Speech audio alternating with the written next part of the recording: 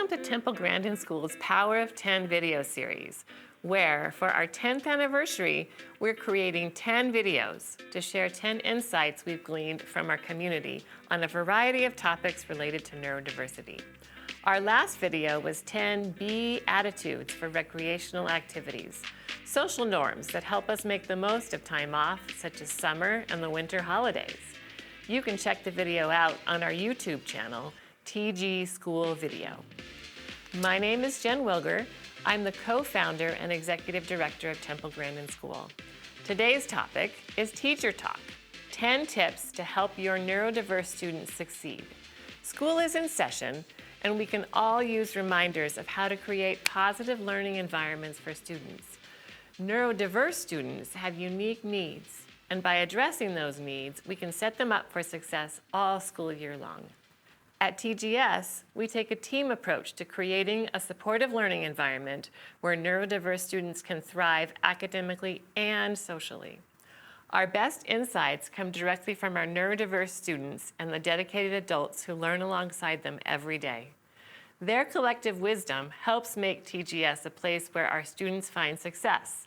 So I've invited a few of them to share with you our 10 tips for creating a supportive learning environment. Let's start with Grant, a TGS student. What's our first Teacher Talk tip, Grant? Well, Jen, our first tip is to let students fidget. This means allowing students learning supports that work for them, like this Rubik's Cube. Some students just listen and think better when they have something in their hands, chew gum, or, like me, wander around a bit. Others listen really well when they can draw while the teacher talks. Many teachers think that the student isn't paying attention, but being allowed to fidget in our own ways actually helps us engage in class and learn more. This Rubik's Cube will follow us around the video, so keep looking for it. Elliot, what's our next tip? Our next tip is making learning authentic. We neurodiverse students aren't interested in rote learning. We want to discuss real-world problems that may not have answers yet. Who knows, maybe we can come up with some solutions that can help. For example, at TGS, we have something that we call Inquiry Days, where we discuss a topic from all academic angles. Our most recent Inquiry Days focused on whether zoos are good or bad for animals. We debated this issue in teams, working together to organize and devise arguments. We learned new skills and thought critically about the topic, so please make your lessons mean something. Make them relevant and interesting. If you do, we'll be enthusiastic to learn and remember what you taught us. Here's Farah to tell you the third tip. Hi, I'm Farah, the Socio-Academic Program Director at Temple Grandin School, and our third tip is tailor learning to your students. As much and as often as you can, engage your students in their interests to help them learn. Recognize their strengths, such as an innate ability in math or science, and support them in their areas of challenge, which might be something like writing. Ask yourself, what skill do you want your students to learn? Then teach in a way that meets that goal.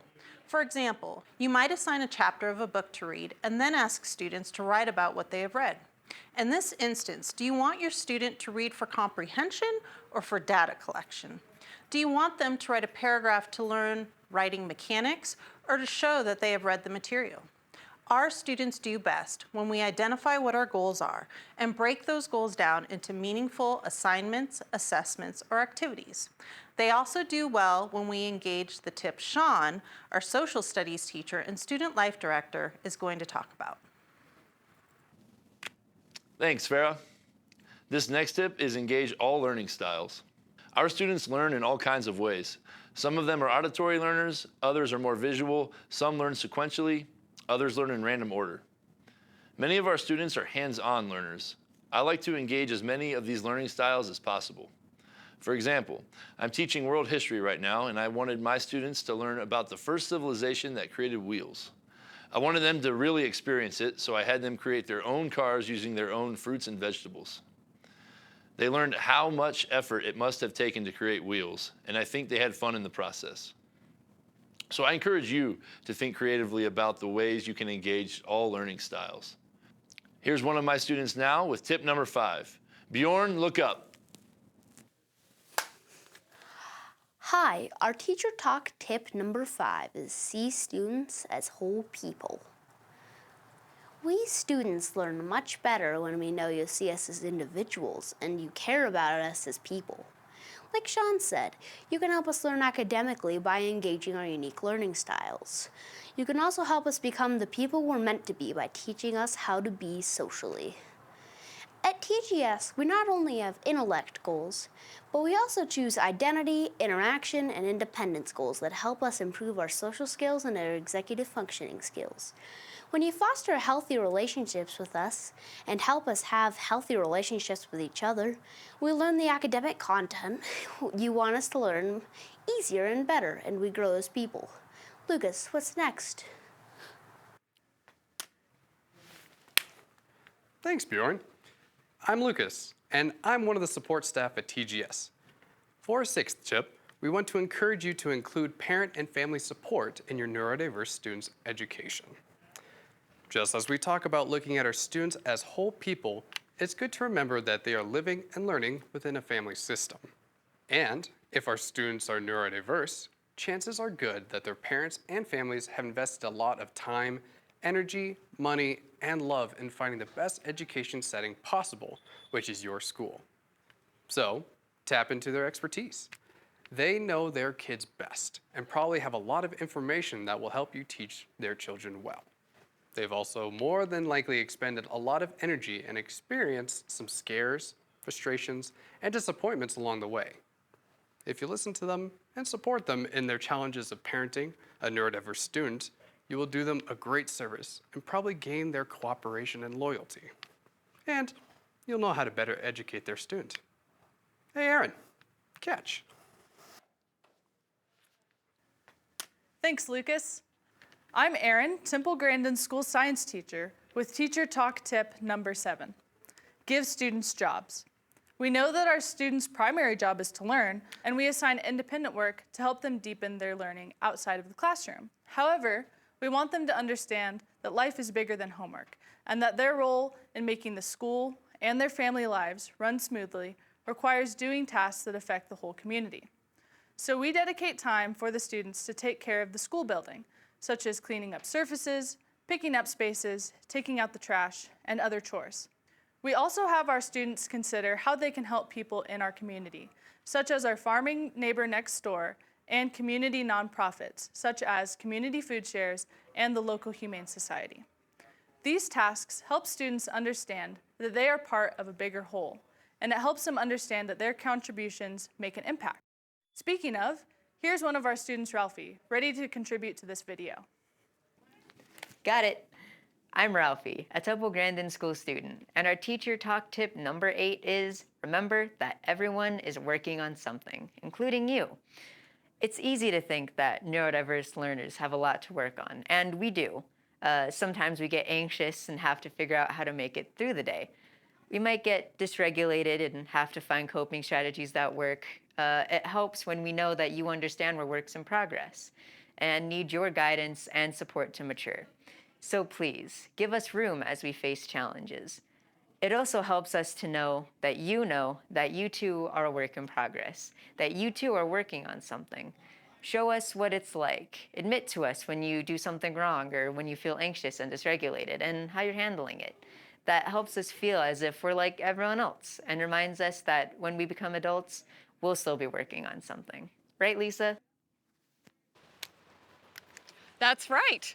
I'm always working on something. I'm Lisa, and I'm the Director of Community Relations at Temple Grandin School. This next tip has to do with engaging restorative practices when necessary.